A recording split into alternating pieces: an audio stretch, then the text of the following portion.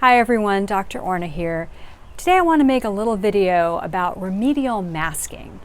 This far into 2020, most of us are familiar with masking, and hopefully the debate is mostly over, and if you're watching this, you understand my take that masking is a simple, appropriate thing to do in a pandemic to protect other people from contracting this virus that is going around. Simple, basic, not something I want to argue about here.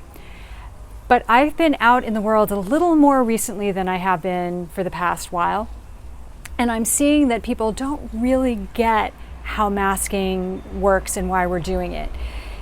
It's not going to be helpful if it's theater, if it's a performative thing that we're not actually doing in a way that protects other people from us or even protects ourselves from other people. So I wanted to just go over proper masking technique and different kinds of masks and what they do and don't do. So when all of this started, some of us who live in the wildfire zone already had some masks on hand. They often look like this. This is an N95 mask, so it filters out many particulates. We have these because of wildfires and wildfire smoke. And you'll note that there's a valve on here. What that's for is to help your breath come out of the mask. So in a wildfire scenario, we want to prevent particulates from coming into us, and we're less concerned about what's coming out of us. So this part of the mask filters the particulates, and this part lets our breath out to make it easier for us to breathe. In a pandemic though, what we're more concerned about is not so much what's coming in, but any virus that we have in us that could come out. So a mask like this with a valve does not protect other people from you. So I see people wearing this in the supermarket. I see people wearing this in indoor venues. I see people wearing this at my credit union, which really bummed me out.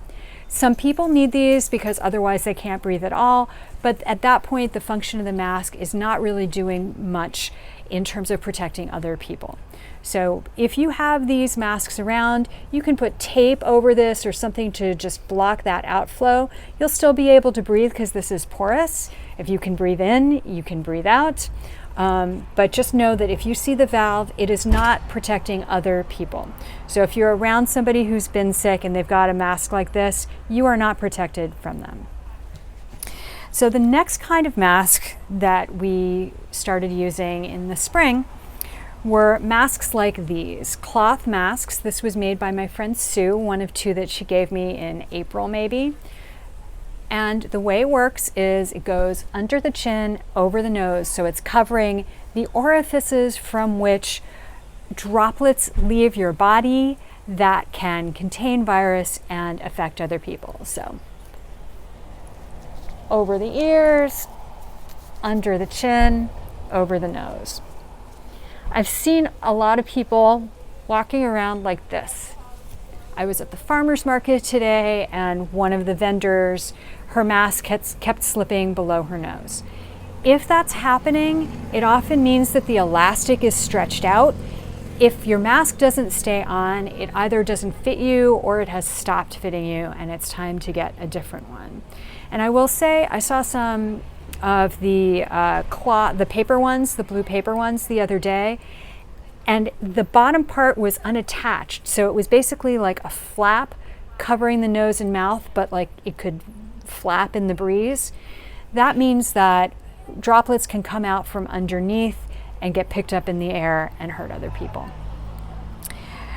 Another kind of mask, which might be better for people with sensitive ears, is this kind, which is really adjustable. You can tie it however works for you. I have to admit, I have a few of these that were gifted to me, and I have been a little confused about optimal tying methods. So if you have suggestions for how best to use these, let me know.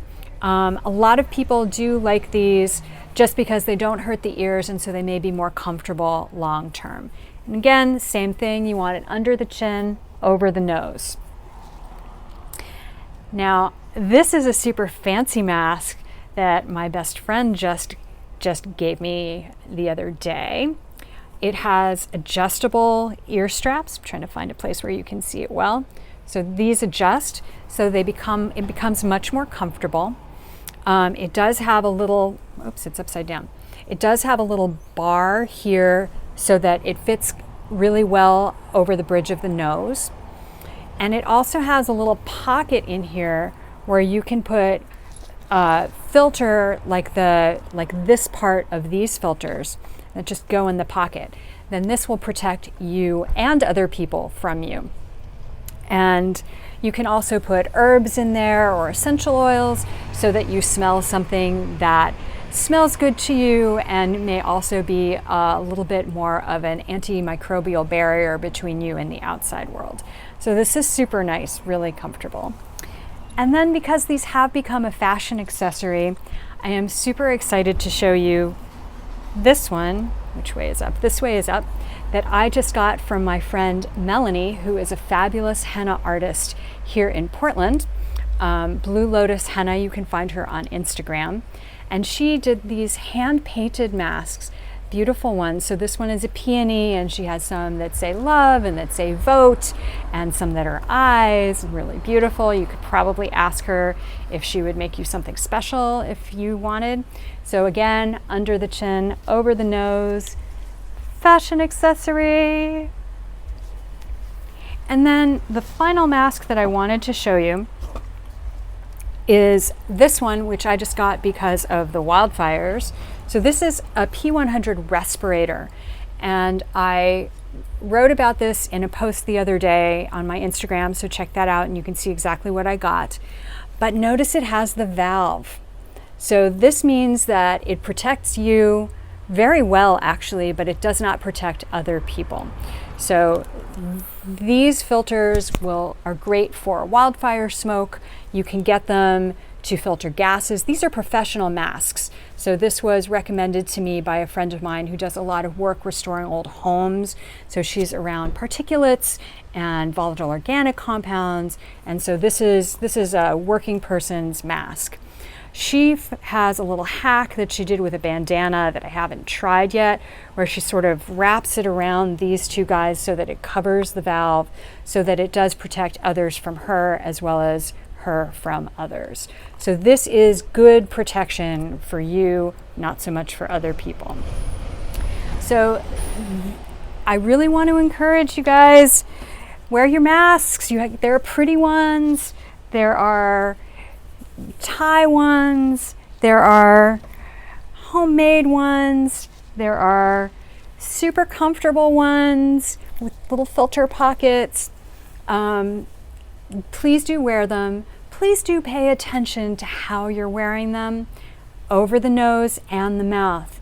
If you feel it slipping, look at adjusting the fit or replacing the mask. So this is how we keep each other safe. This is how we maintain some ability to move around in this crazy world, and we are all in this together. So if you have a favorite mask that you love, so pretty, upside down, so pretty. If you have a favorite mask that you love or something that you find really super comfortable, please let me know. I would love to share what's really working for people.